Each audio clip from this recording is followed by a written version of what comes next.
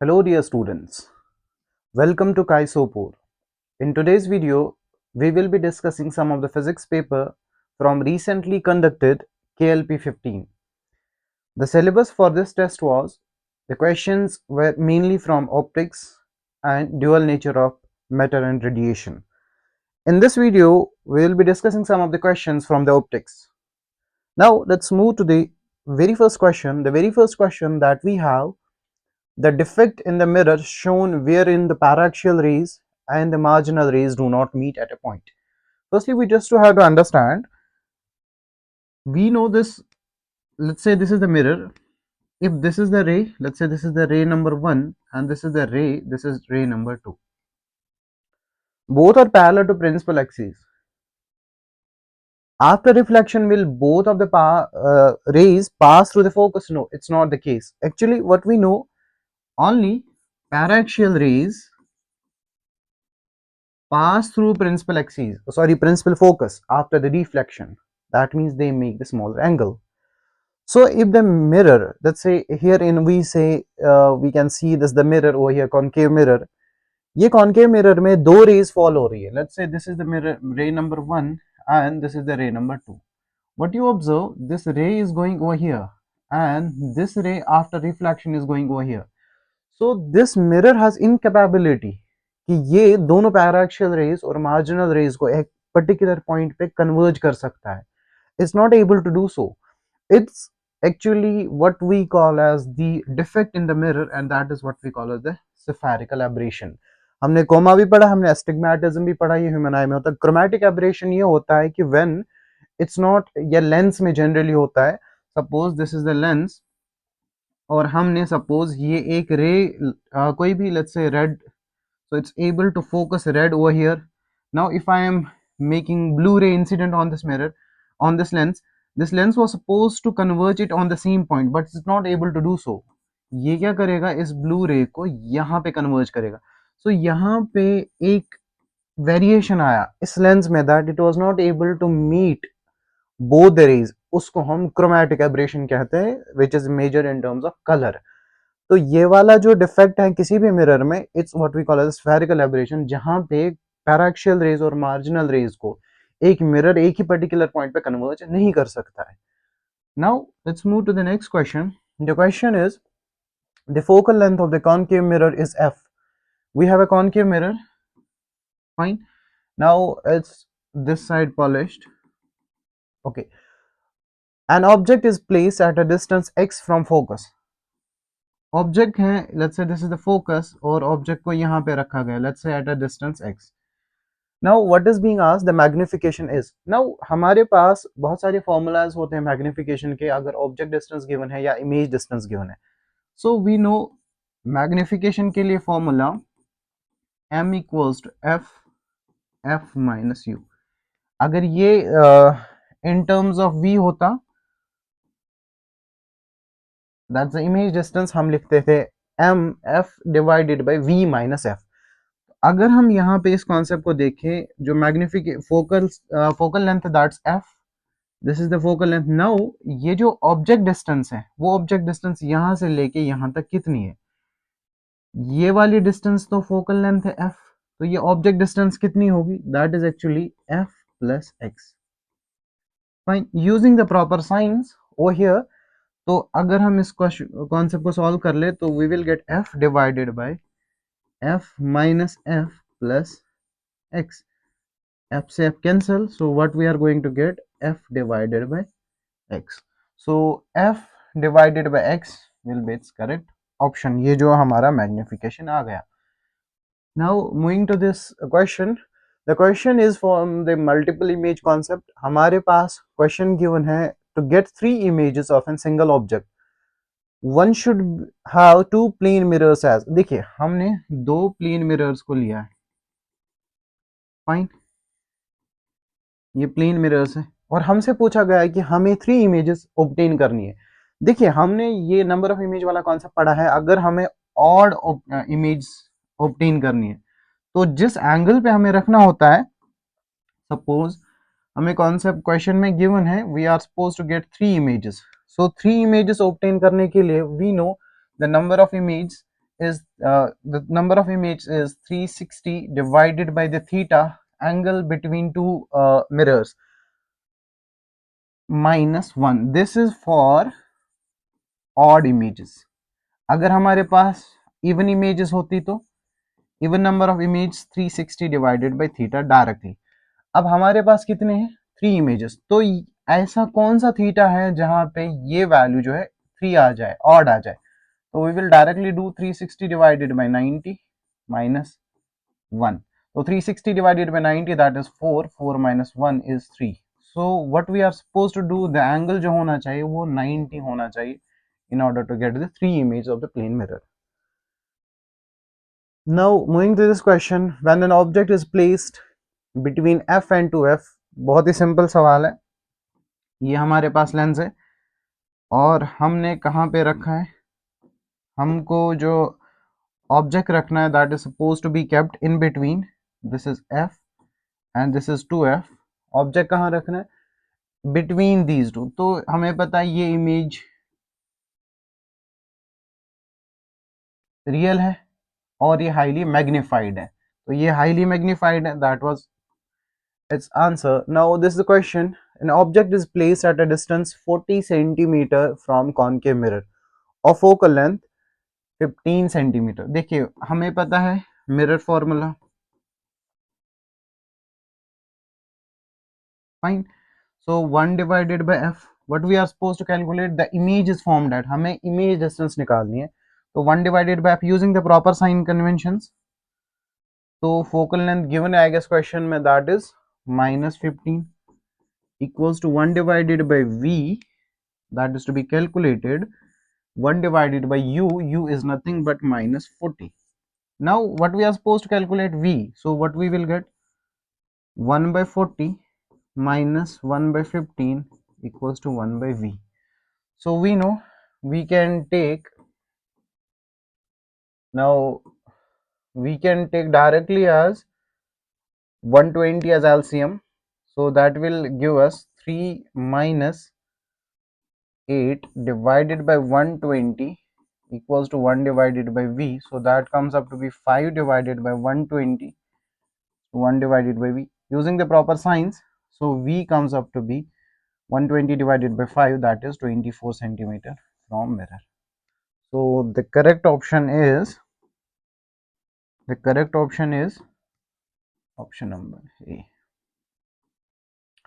Now this is the question. In image formation from the spherical mirror, हम सिर्फ paraxial raise को ही consider क्यों करते हैं, कि मैंने पहले वाले क्वेश्चन में भी बताया था आपको, पैराएक्सियल रेज ही फोकस से पास होती है. They are only considered because they define actually the focus. If we want the focus to be defined correctly, we contain or we generally consider paraxial rays because they form a nearly point image of the object of the associate. तो बहुत ही simple question है, paraxial rays consider क्यों करते हैं, because they define actually the focus of the mirror.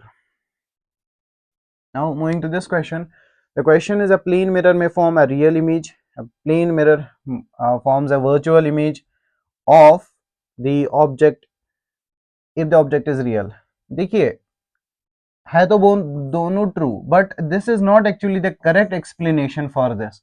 They both seem to be true, but that is not actually the correct explanation for the real image formation. Real image formation के लिए हमारे पास बहुत सारा data है, so if we will discuss that, that will make the video lengthy. Now we do have the question that the green light of the wavelength is this much and this is incident on an air glass interface. So we have the glass, this is air and that is glass. इस interface पे एक green light incident है. Refractive index गिलास का 1.5 है. The wavelength of the light in the गिलास, हमें पता है actually this is transparent medium, this is transparent medium. What will happen over here, it's the refraction. जब रिफ्रैक्शन होगा तो वेवलेंथ चेंज हो जाएगी, wavelength speed actually changes. Now wavelength किस हिसाब से चेंज होती है, it actually depends upon the refractive index of the medium. तो जो वेवलेंथ होगी लाइट की इस मीडियम में, that is actually wavelength of the medium air में कितना था डिवाइडेड बाय इसका रिफ्रैक्टिव इंडेक्स. इसका कितना रिफ्रैक्टिव इंडेक्स है, दैट विल एक्चुअली जज दी वेवलेंथ जो लाइट की होगी जब इस मीडियम पे पर्टिकुलर मीडियम में आ जाएगी. तो जो हमें निकालना है that is lambda m. Lambda air में कितना था, 5460 divided by 1.5. So everything is in Armstrong. So this is not correct. ये तो एक्स्ट्रा हो रहा है क्योंकि हम डिवाइड में 1.5 कर रहे हैं, 1.5 नियरली हाफ होता है, तो by simple elimination method we can do this as the correct option. Now we do have this question: a fish looking up through a water sees outside the world contain a circular horizon. If the refractive index of the water is 4 by 3 and the fish is 12 centimeter below the water surface, the radius of the circle.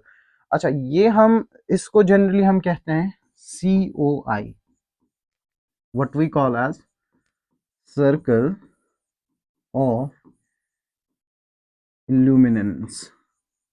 Question समझते हैं question कह क्या रहा है।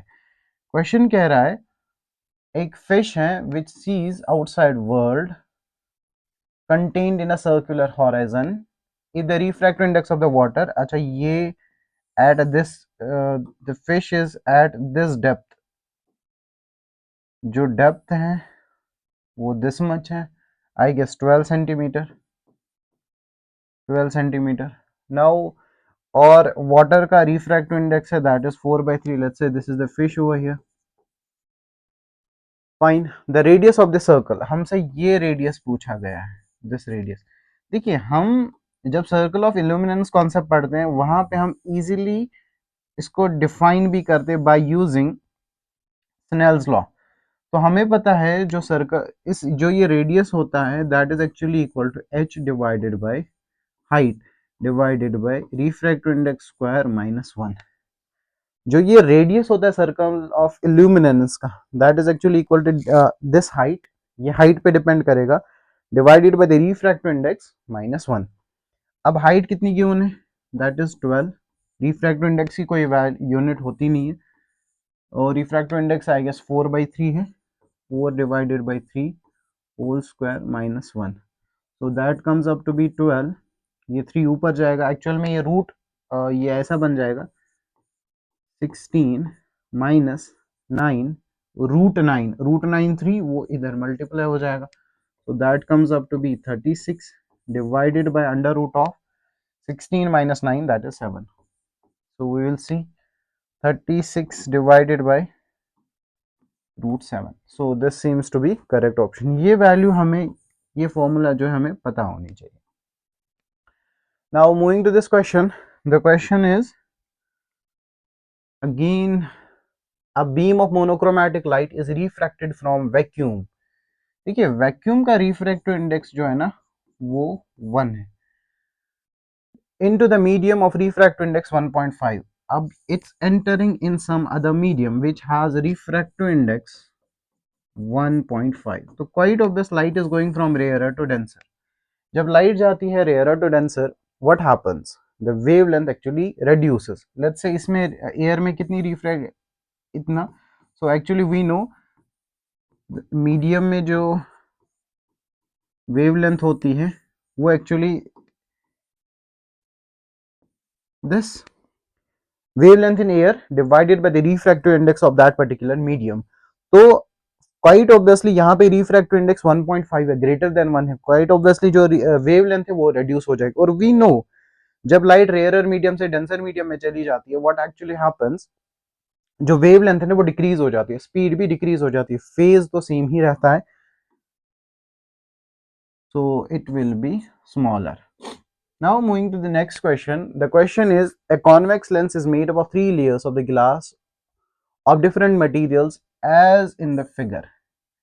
A point object is placed on its axis, यहाँ पे मान लेते हैं पॉइंट ऑब्जेक्ट रखा, the number of image form. देखिए डियर स्टूडेंट्स यहाँ पे हमें लेंस मेकर्स फॉर्मूला का कॉन्सेप्ट आना चाहिए। अगर सपोज ये ऐसे हैं लेंस और इस लेंस में 3 डिफरेंट मटेरियल्स ऐसे present, so when light will pass through it, तो यहाँ पे at the end for the light this will be representing like a single lens. तो जब सिंगल लेंस, तो by refractive index sorry by lens makers formula जब common refractive index भी एक ही होगा तो इमेज भी एक ही बनेगी। अगर ये मटेरियल्स ऐसे होते, let's assume the materials parallel to principal axis होते, तो यहाँ पे एक इमेज बनती, इस मटेरियल के कारण अलग इमेज बनती क्योंकि रिफ्रैक्टिव इंडेक्स अलग, तो इस मटेरियल के कारण अलग इमेज बनती। तो यहाँ पे जो नंबर ऑफ इमेज होगा वो वन ही होगा, क्योंकि for the incident light the material lens will behave like a single lens, और सिंगल मटेरियल सिंगल, जब सिंगल मटेरियल होगा तो actually single refractive index, single focal length तो सिंगल इमेज। अब अगर ऐसे मटेरियल्स डले होते हैं, मटेरियल नंबर 1, मटेरियल नंबर 2 और मटेरियल नंबर 3, तब यहाँ पे 3 different refractive indexes, 3 different focal length, जब 3 डिफरेंट फोकल लेंथ आ जाते हैं तो अकॉर्डिंगली 3 डिफरेंट इमेजेस बनते हैं। Now moving to this question, the question is in a calm swimming pool, a person is waving outside object by keeping an eye at the depth h inside water. If mu is the refractive index of the medium, then the diameter of the circle, oh same question है, COI का question है, circle of illuminance, हमें पता है इसका radius किसके बराबर होता है, h divided by under root of mu square minus 1। अब हमसे पूछा है डायमीटर, तो डायमीटर हमें पता है that is actually equal to 2r, तो that is 2 multiplied by h under root of mu square minus 1। तो let's check the options, options है 2h under root mu square minus 1, C as the correct option. Now we do have the question number 13 over here. The light waves travel from optically rarer to optically denser. Its velocity decreases because they change in, देखिए जब light एक medium से दूसरे medium में जाती है, it's optically rarer to denser, light is going from optically rarer to denser medium. What will happen? Wavelength will change, wavelength and speed changes. This is the third law of refraction that we know, changes, quite obviously decrease ही हो जाएगी, but हमें पता है phase and frequency, phase of light as well as the frequency of light will not change, because frequency जो है ना किस चीज पे डिपेंड करती है, सोर्स पे डिपेंड करती है। जब सोर्स ही चेंज नहीं होगा तो फेज तो चेंज नहीं होगा, नो, वेव फ्रीक्वेंसी तो चेंज नहीं होगा, नो, एम्पलीट्यूड तो चेंज नहीं होगा, बिकॉज एम्पलीट्यूड एनर्जी पे कोई फर्क नहीं पड़ता, इलेक्ट्रोमैग्नेटिक रेडिएशन की एनर्जी पे कोई फर्क नहीं पड़ता, एम्पलीट्यूड एक्चुअली मेजर होता है एनर्जी, तो इस पे भी कोई फर्क नहीं पड़ा, there will not be any change in the amplitude, only the wavelength will change. Now moving to this question, the question is if a plain glass slab is placed on the letters of different colors, all the letters appear to be equally raised. देखिए हमें पता है real depth और apparent depth is actually mu, तो quite obviously ये तो correct नहीं होगा, क्योंकि they will not be equally raised, different they will get raised by different heights. The heights to which the letters are raised does not depend upon thickness. No, it's not the case. It depends upon the thickness as well as the refractive index. तो ये भी correct नहीं है, ये भी गलत है, तो ए भी गलत है, बी भी गलत है, A is true, B is false, no, A is false R is also false, reason भी इसका फॉल्स ही है। Now which of the following is used in optical fibres, ये तो पता ही है, TIR, टोटल इंटरनल रिफ्लेक्शन पे ही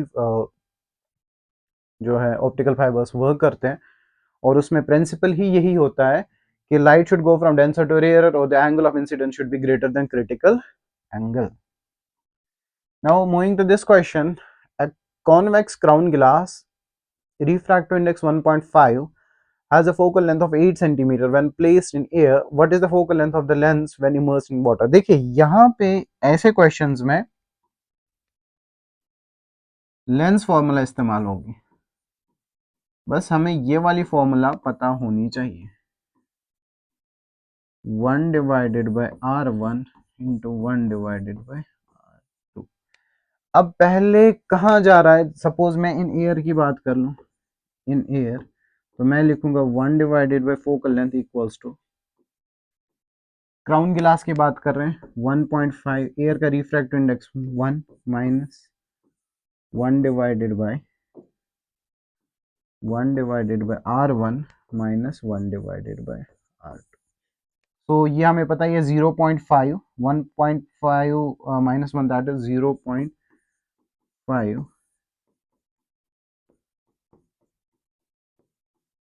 नाउ क्वेश्चन कह रहा है कि what is its focal length when it is immersed in water. अब इसकी फोकल लेंथ को f2 मान लेते हैं, इसको f1 मान लेते हैं. That is equal to 1.5 divided by किस में इमर्स कर दिया, वाटर में, -1 into 1 divided by r1 minus 1 divided by r2. ये वाली फोकल लेंथ जो है f1, f1 क्वेश्चन में गिवन है, that is actually 8 centimetre. Okay, so 1 divided by f2, that is 1.5 divided by 4 divided by 3, 4 divided by 3 -1, या इसको 1.33 भी लिख सकते हैं, -1 into 1 divided by r1 minus 1 divided by r2. Quite obviously 1.5 1 by 3, this seems up to be 4 times of this, so 1 f2 जो निकलेगा that is 4 times of f1. आप इसको easily solve कर सकते हैं. So that comes up to be 4 8s are 32. 4 multiplied it by 8, that is 30. Now moving to this question. This question, the same type of question was asked this year in JEE 2025. We have solved that. Now this question is saying an equiconvex lens. Equiconvex lens हो या biconvex lens हो, इसको equal house में हमने cut कर दिया. पहले हमने x o x ऐसे हमने कट कर दिया, तो ये लेंस कैसा बनेगा, ऐसा, राइट. तो जब कटिंग द लेंस वाला कॉन्सेप्ट हम पढ़ते हैं, तो इस टाइम पे फोकल लेंथ जो होगी ना कट पोर्शन की, वो सेम ही रहती है. But if the cut is made like this, अगर लेंस ऐसा बना दिया जाए, तो इस टाइम पे फोकल लेंथ जो है वो ट्वाइस हो जाती है. तो जब ऐसे कट कर दे एक्सो एक्स में, तो फोकल लेंथ सेम ही रहेगी. अब इन्होंने दिया है वाई ओ वाई, ऐसे कट कर दिया तो फोकल लेंथ डबल हो जाएगी. तो पहले एक्सो एक्स फिर वाई ओ वाई डैश, पहले सेम फिर double. So this will B it's correct option. Now this is the question.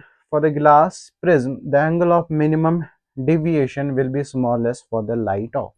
देखिए जो मिनिमम डिविएशन का फॉर्मूला होता है ना, वो क्या होता है, म्यू -1 इंटू ए. अब mu is different for different colours, right. So अगर हम ये देखें, डेल्टा मिनिमम फॉर रेड अलग होगा, ऐसा लिखें हम, और फॉर ब्लू अलग होगा. तो म्यू ऑफ रेड हमें पता है is inversely proportional to wavelength. तो wavelength of red is maximum, तो म्यू कम, जब म्यू लेस तो डेल्टा मिनिमम भी लेस. देखिए delta minimum is directly proportional to mu, but mu is inversely proportional to lambda. Lambda of red is greater than lambda of let's say blue. सबसे ज्यादा इसी की होती है, तो mu of red will be much lesser. जब mu of red कम होगा, तो इसका डेल्टा मिनिमम भी कम होगा. तो इन सब में जो स्मॉलेस्ट होगा मिनिमम डिविएशन, वो रेड कलर का होगा. We can use Cauchy's formula as well. So these were some questions. So I hope आपको ये क्वेश्चन समझ आ गए होंगे. Thank you.